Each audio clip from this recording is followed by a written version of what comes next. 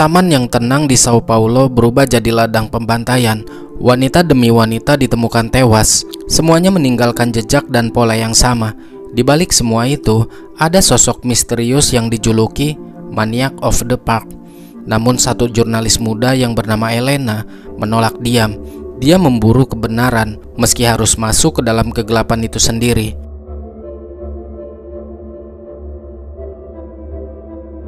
Ini adalah sebuah karya audiovisual berdasarkan kisah nyata. Berlatar di Sao Paulo, Brasil tahun 1998, terlihat seorang pria sedang bermain sepatu roda di taman. Dia tampak lihai dan menikmati permainan itu, sampai-sampai seringkali membahayakan orang lain yang melintas.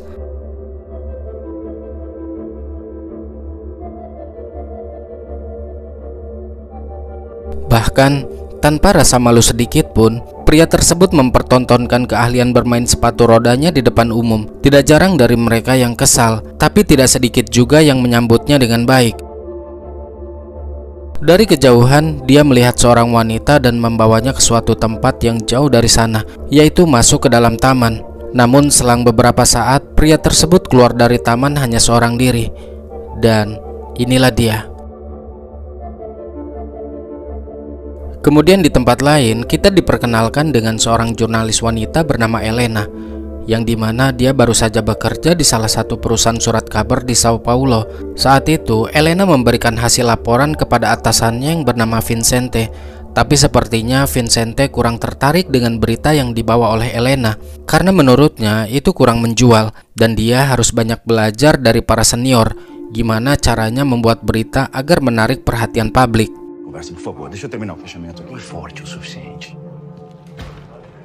Sepulangnya dari taman, pria itu lantas mengantarkan paket ke setiap pelanggan. Ternyata diketahui dia bernama Francisco, atau nama panggilannya Chico. Chico bekerja di sebuah bengkel dan dia sebagai kurir spare part motor.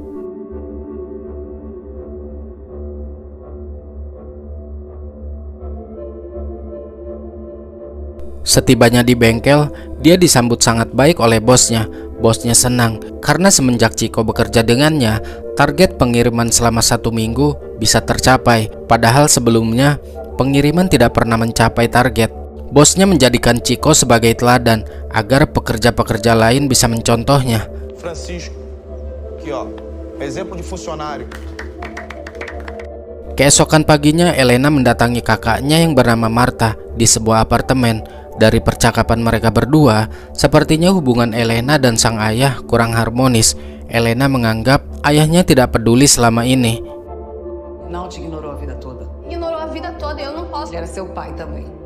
Pada tanggal 3 Juli tahun 1998, di hari itu, Chico yang akan bermain sepatu roda tiba-tiba bertemu dengan seorang wanita muda. Chico memperhatikannya dengan tatapan aneh. Dia lalu mendekati wanita itu dan berkata, "Bisakah kita berbicara sebentar, Nona? Ini tentang pekerjaan. Rencananya hari ini kami ada jadwal pemotretan, tapi modelnya tidak bisa datang. Maukah kamu membantu saya menggantikannya?" Chico beralasan jika dia tidak dapat modelnya, maka bosnya akan memecatnya. Terdengar seperti lelucon. Wanita itu tidak mengerti maksud Chico, dan dia tidak pernah melakukan ini sebelumnya.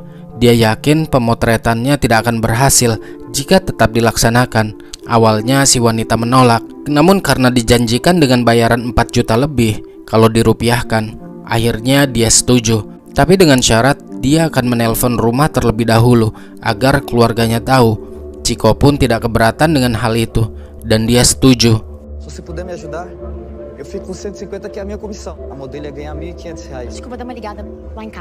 Di telepon umum, wanita tersebut mengatakan jika ini adalah pemotretan profesional dan tentunya resmi dari perusahaan. Dia juga menjelaskan ciri-ciri orang yang mengajaknya. Postur badannya tidak terlalu kurus dan membawa sepatu roda. Katanya sih dia sering bermain sepatu roda di taman kota. Saat ditanya namanya, Chico berbohong bahwa dirinya bernama Patrick. Wanita tersebut menyuruh Chico untuk berbicara langsung dengan sepupunya di telepon.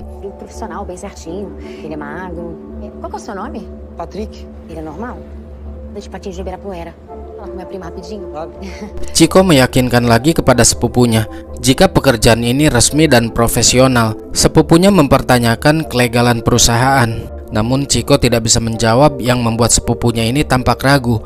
Chico tersinggung dan berniat untuk pergi.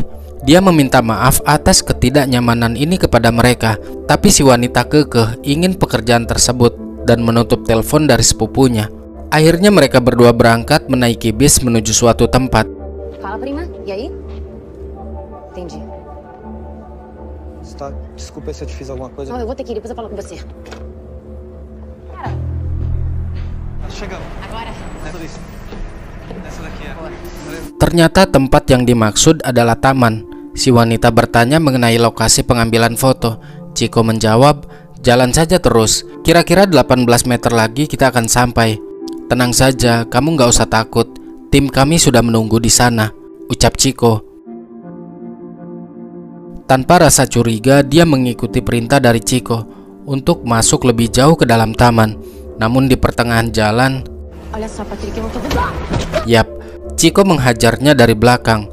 Wanita tersebut sempat melakukan perlawanan sebelum akhirnya dia dihantam yang kedua kalinya hingga pingsan. Di saat pingsan itulah Chico melakukan suatu hal yang tidak sepantasnya, sampai si wanita tersebut meninggal saat itu juga.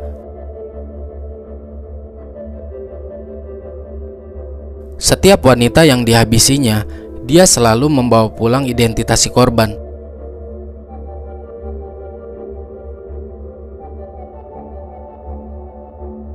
Di keesokan harinya, ada seorang pria tua sedang mengejar layangan yang putus. Bersamaan dengan ditemukannya layangan, pria tua itu juga menemukan jasad wanita yang dihabisi Chico kemarin. Bergegas, dia melaporkan penemuannya itu kepada polisi.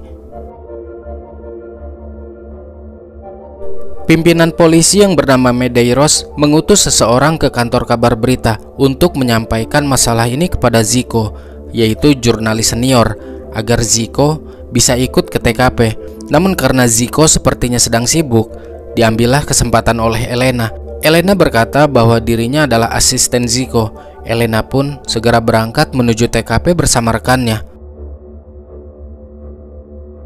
Certeza disso, Helena? Calma. É por aqui.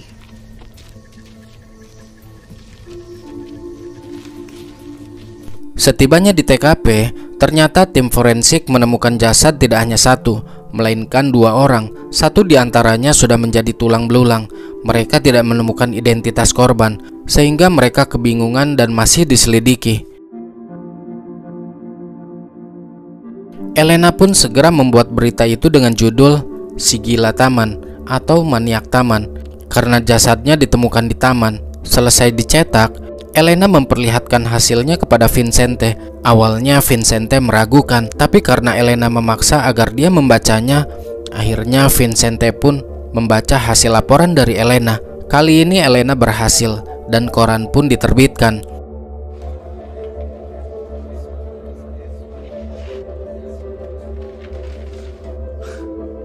Forte o suficiente?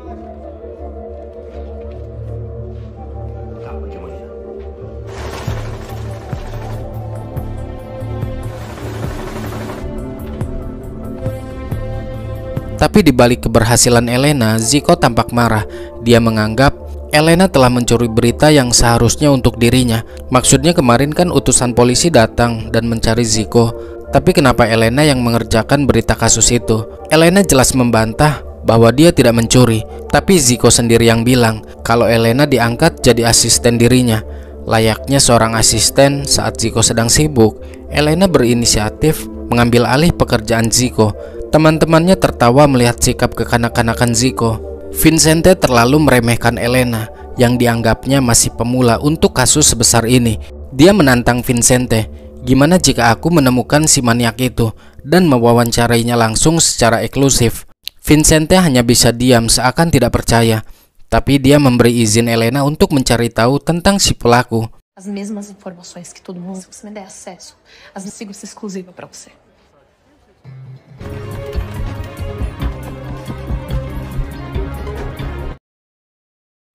Langkah pertama, dia mendatangi dokter forensik dan menanyakan langsung tentang si korban. Sang dokter menjelaskan bahwa terdapat beberapa luka yang cukup dalam di bagian tubuh dan di dekat bahu terdapat luka bekas gigitan yang cukup lebar. Kemudian dia mendatangi kantor polisi untuk menanyakan petunjuk baru, apakah ada dari pihak keluarga yang mengenali si korban, karena Elena menganggap kejahatan ini tidak lazim. Medeiros, sang kepala polisi, menjawab, kejahatan seperti ini sudah biasa, tidak ada yang spesial. Bahkan tahun lalu, kami telah berhasil memecahkan rekor kasus pembunuhan, yang dimana dalam sehari ada 6 wanita yang tewas. Pada semester pertama saja, ada 669 kasus. Jadi, tidak perlu untuk tes DNA satu persatu daripada si korban. Intinya Medeiros ini merasa hebat. Tenang saja, seiring berjalannya waktu, nanti juga si pelaku akan tertangkap. Apalagi Elena merupakan jurnalis pemula, jadi tidak ada harga dirinya di mata Medeiros. É mais comum do que parece. Fizeram teste de DNA nas vítimas? Falaram com alguma testemunha? DNA? Você não tá vendo muita TV, não? 6 mulheres mortas por virou recordista de assassinato, 169. Só no primeiro semestre foram o quê? Faça DNA em todas elas? Sedangkan di luaran sana, si pelaku masih terus berkeliaran tanpa rasa was-was sedikit pun.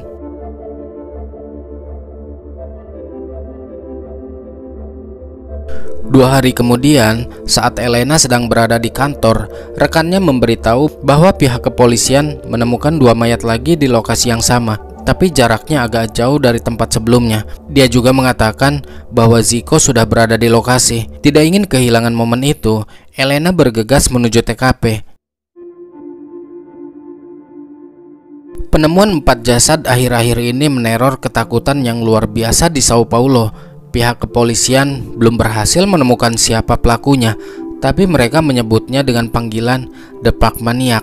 Saat konferensi pers berlangsung, Medeiros berjanji akan menyelidiki kasus ini, dan dia yakin bahwa pelakunya pasti akan tertangkap. E estamos muito confiantes que será capturado em breve, tá? O criminoso por trás desses ataques. Bahkan, ruko-ruko yang biasanya sampai malam, kini jam 5 sore sudah ditutup. Yang hal itu menyebabkan penurunan omset bisnis di antara pedagang. Di tengah ketakutannya masyarakat, Chico beraksi kembali dengan modus yang sama. Dia mengaku dari perusahaan kosmetik yang sedang mencari model. Tudo bem? Mas é que eu tava passando isso, eu te incomodei. Trabalhou com publicidade para uma empresa de cosméticos, sabe? Meski sekarang Marta bekerja di bidang real estate, tapi dia pernah kuliah mengambil jurusan psikologi, walaupun hanya sebentar. Makanya Elena mendatangi sang kakak untuk meminta bantuan mengenai cara berpikir seorang pembunuh berantai, karena dia ingin sekali mendalami kasus ini dengan cara mendekatinya. Tentu sang kakak tidak setuju, karena itu dapat membahayakan Elena. Chegar perto dele? O jeito de eu chegar perto dele. Como é que é a mente dessas pessoas? Eu queria entender. Que pariu, Helena! Mulheres aí no Parque do Estado, esse cara comecei a convencem. Elena hanya ingin tahu gimana cara mereka membujuk orang. Secara si pelaku sudah berhasil meyakinkan 4 korban untuk pergi ke taman. Marta menjelaskan, gini loh Elena, semua psikopat itu tahu persis apa yang harus dia lakukan dan apa yang harus dia katakan. Psikopat itu pandai merayu dan manipulatif, juga sangat egosentris. Ele seduz, ele manipula exatamente o que precisa falar, o que fazer. O psicopata sabe exatamente os psicopatas. Trismo acentuado. Dan biasanya, psikopat itu memiliki bakat, entah itu pandai melukis atau di bidang olahraga. Kamu masih ingat dengan Ted Bundy? Dia jago bermain ski. Mereka menikmati sensasi yang berbahaya. Kecerdasan emosional mereka belum terbentuk sepenuhnya. Yang jelas, psikopat tidak pernah merasa menyesal, tidak pernah merasa bersalah. Jadi sampai kapanpun, dia tidak pernah berhenti melakukan pembunuhan. Não, eles que não têm as emoções formadas. Eles gostam da sensação de perigo. Eles não sentem nada, têm medo, não sentem lento, não sentem vergonha, não sentem ausência de remorso. Apresentam uma total... Então ele não vai parar. Nunca. Di sisi lain, Chico sering dibully secara verbal oleh rekan-rekannya, apalagi bos mereka tampak menyukai dengan kinerja Chico. Tentu saja hal itu membuat mereka merasa cemburu. Diketahui Chico tinggal di bengkel, sedangkan yang lainnya pulang ke rumah masing-masing. Esok harinya Vincente memberikan alamat salah satu korban yang berhasil diidentifikasi oleh tim forensik. Dia bernama Cristina dos Santos. Berbekal alamat itu, Elena pun langsung menuju ke kediaman keluarga korban untuk dimintai keterangan.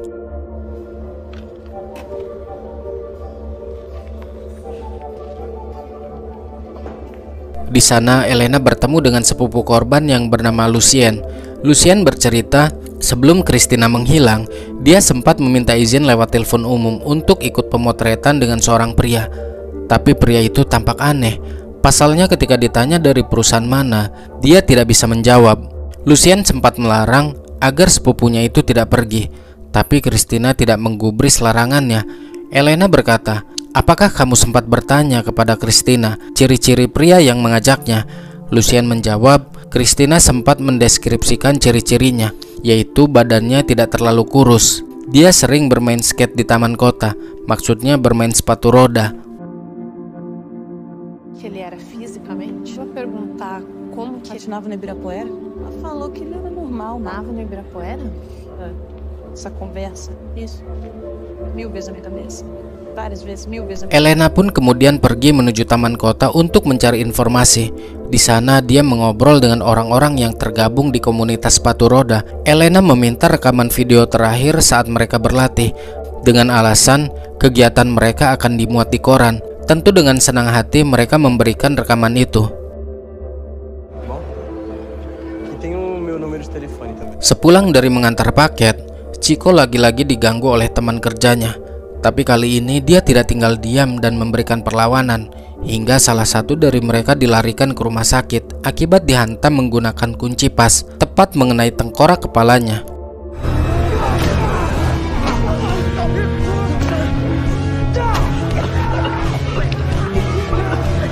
Sedangkan Chico dibawa ke kantor polisi untuk dimintai keterangan.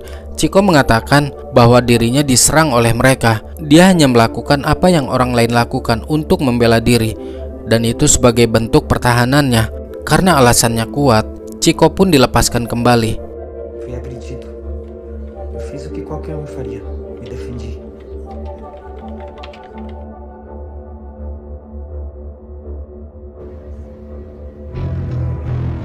Elena memutar rekaman itu di kantor. Dia memperhatikan satu persatu dari mereka yang gerak-geriknya mencurigakan, tapi dia tidak menemukan apapun. Pasalnya tidak ada satupun dari mereka yang tampak mencurigakan. Di sini Elena teringat dengan Lucien yang sempat mendengar suara si pelaku lewat telepon. Tidak ingin membuang waktu, dia bergegas menuju tempat Lucien. A voz do cara? Você disse que escutou a voz dele. Você acha que consegue reconhecer? Setelah berhasil membawa Lucien ke kantor, dia memutar kembali rekaman itu. Lucien disuruh menyimak dan mendengarkan mereka berbicara. Siapa tahu di antara mereka suaranya ada yang sama dengan pria yang menghabisi sepupunya itu. Di tempat yang berbeda, Chico diajak makan malam bersama oleh bosnya. Dia disambut dengan baik oleh mereka. Mereka memperlakukan Chico layaknya keluarga mereka sendiri, yang membuatnya bisa sedikit tertawa. Kehangatan itu membuat Chico rindu dengan ibunya yang berada di kampung. Kembali ke Elena, setelah mendengar suara rekaman video mereka. Patinou no Brasil, certo? Guarda esse nome, todo mundo junto. Yap, Lucien menunjuk satu nama, yaitu suara Chico. Untuk memastikannya lagi, Elena memutar kembali, dan itu tidak mengubahnya. Dia menduga suara seorang pria yang waktu itu menelpon sama dengan suara yang ada di rekaman video itu yang bernama Chico. Sedangkan Chico sedang asik menari dengan keluarga bosnya.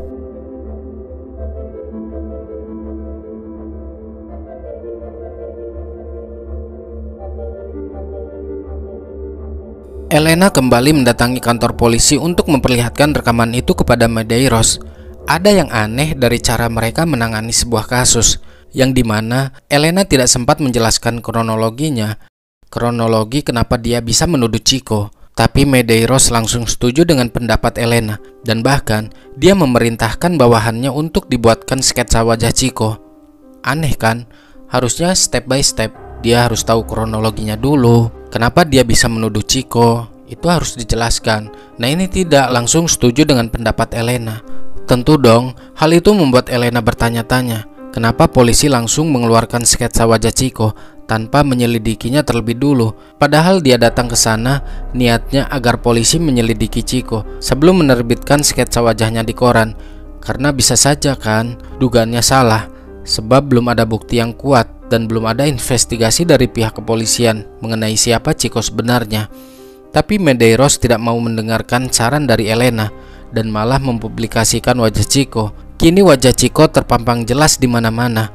Seseorang yang diduga sebagai pembunuh berantai.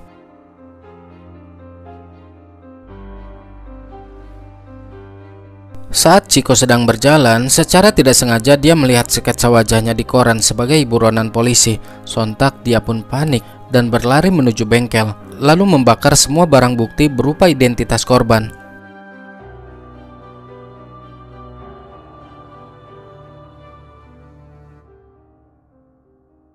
Setelah Chico pergi, tidak lama bosnya datang. Chico meninggalkan sebuah catatan yang isinya ucapan terima kasih dan permintaan maaf. Bosnya benar-benar kaget bahwa pria yang ada di hadapannya selama ini adalah seorang pembunuh berantai, bahkan sempat dekat dengan keluarganya. Bosnya pun segera melaporkannya ke pihak yang berwajib. Para polisi menggeledah seisi ruangan. Di sana mereka menemukan beberapa barang bukti berupa identitas para korbannya, namun yang masih bisa terlihat milik Cristina dos Santos. Semua stasiun televisi dihebohkan dengan ditemukannya tersangka yang selama ini meresahkan kota Sao Paulo. Elena yang sudah berhasil mendapat alamat orang tua Chico pun langsung menuju ke sana. Nyonya Maria, selaku ibu dari Chico, tidak percaya dengan berita yang beredar mengenai kejahatan putranya.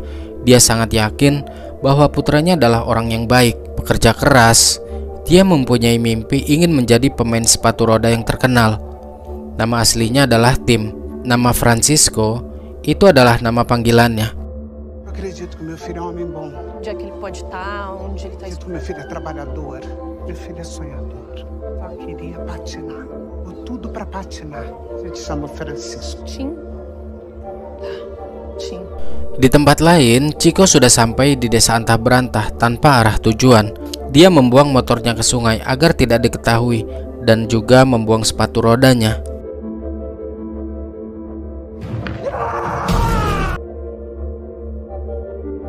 Meskipun Elena banyak membantu memecahkan kasus ini, namun dia sama sekali tidak mendapat apresiasi dari atasannya.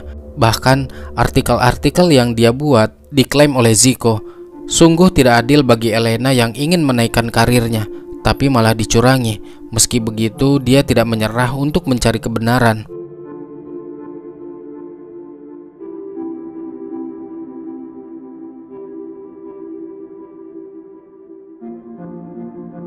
Dua minggu kemudian, Chico berniat kabur ke perbatasan Brasil Argentina menggunakan bis.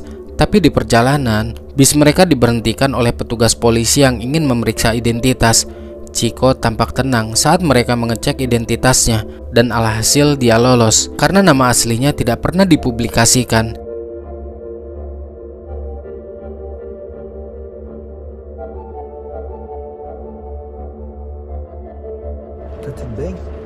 Malamnya, seseorang menghubungi Elena. Dia mengaku bahwa dirinya bernama Mawar. Dia juga memiliki info tentang si maniak taman. Mawar menyuruh Elena agar datang langsung ke rumahnya. Awalnya Elena menganggap Mawar adalah orang iseng, tapi setelah Mawar menyebut nama Tim yang merupakan nama asli Chico, akhirnya dia percaya. Mawar hanya ingin membantu pihak kepolisian untuk menangkap Tim.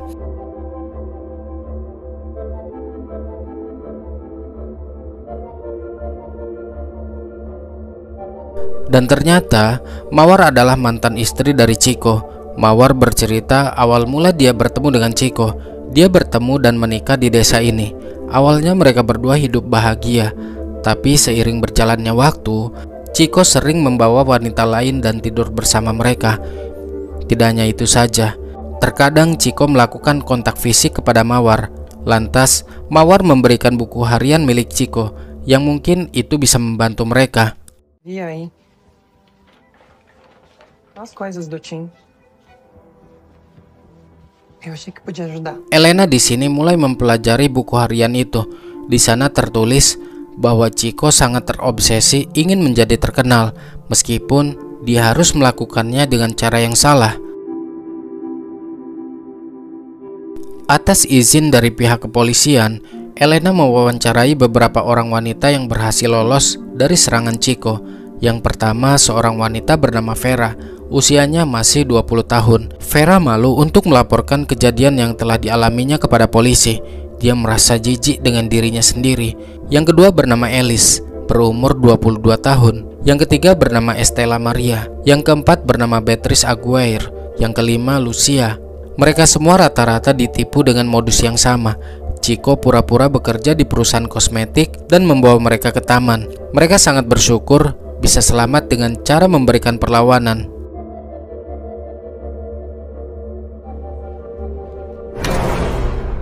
Sedangkan Chico di pedalaman perbatasan Brasil Argentina. Dia sedang asik memancing dengan seorang nelayan. Mereka mendapat tangkapan ikan yang banyak. Nelayan yang baru dia kenal itu mengajak Chico ke rumahnya untuk ngopi. Si nelayan sama sekali tidak tahu jika pria yang ada di hadapannya adalah seorang penjahat. Makanya dia berani meninggalkan Chico dan istrinya berdua di rumah. Sedangkan dirinya akan pergi ke kota untuk menjual ikan hasil tangkapan mereka. Setibanya di kota, dengan raut wajah senang karena membawa ikan banyak, pria nelayan itu tidak sadar jika sang istri dalam keadaan bahaya, dan raut wajahnya seketika berubah menjadi panik saat melihat foto Chico ada di dalam koran. Tidak pikir panjang, dia bergegas menelpon polisi. Sementara itu, Chico bersiap untuk melancarkan aksinya kembali.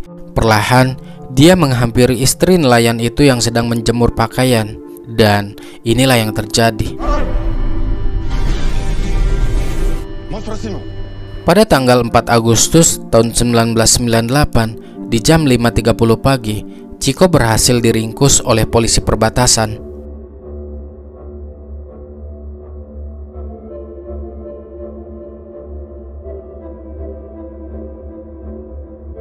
Berita kabar tertangkapnya Chico menjadi heboh di mana-mana. Dia dibawa ke penjara Sao Paulo menggunakan pesawat dengan dikawal banyak keamanan. Chico sempat memberi pernyataan bahwa dirinya tidak bersalah.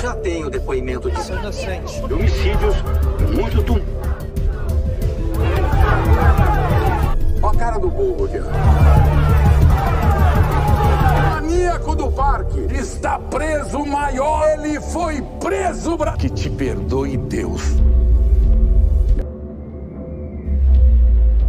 Beberapa hari kemudian, Elena mendapat telepon dari Vincente bahwa Chico hanya ingin diwawancarai oleh Elena karena dialah yang pertama kali memberi julukan kepadanya, yaitu si gila taman atau si maniak taman. Elena pun segera berangkat ke penjara Sao Paulo. Di sini Elena mulai menyalakan tape recorder dan merekam pembicaraan mereka. Chico masih menyangkal telah melakukan kejahatan ini. Dia tidak pernah bermain di taman negara. Maksudnya di taman tempat korban-korban ditemukan. Paling juga ke sana hanya melewatinya saja untuk mengantarkan barang. Todo motoboy conhece. De passar em frente. Eu nunca nem estive no Parque do Estado. Lalu gimana dengan identitas Cristina Dos Santos berada di bengkel tempat kamu bekerja? Apakah itu suatu kebetulan? Ucap Elena. Chico menjawab, siapapun bisa datang dan pergi ke bengkel itu, karena itu adalah fasilitas umum. Berkali-kali didesak pertanyaan, Chico tetap tidak mengaku melakukan kejahatan itu. Na firma onde você trabalha, RG da Cristina Dos Santos, é isso? Qualquer um entra, qualquer um sai. Ali é um lugar onde todo mundo tem acesso dentro da firma. Karena tidak juga mau mengaku, akhirnya Elena memutar rekaman kesaksian dari korban-korban yang selamat dan masih banyak bukti lainnya, seperti catatan gigi dan hasil tes DNA. Itu sama persis dengan yang ada di tubuh para korban. Disinilah Chico mulai terpancing emosi.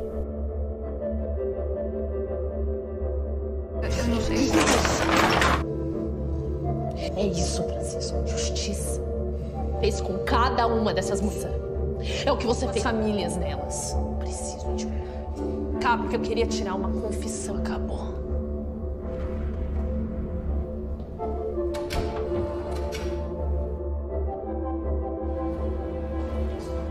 Meskipun Elena sudah bekerja keras untuk perusahaannya, namun tetap saja dia tidak pernah mendapatkan apresiasi dari atasannya.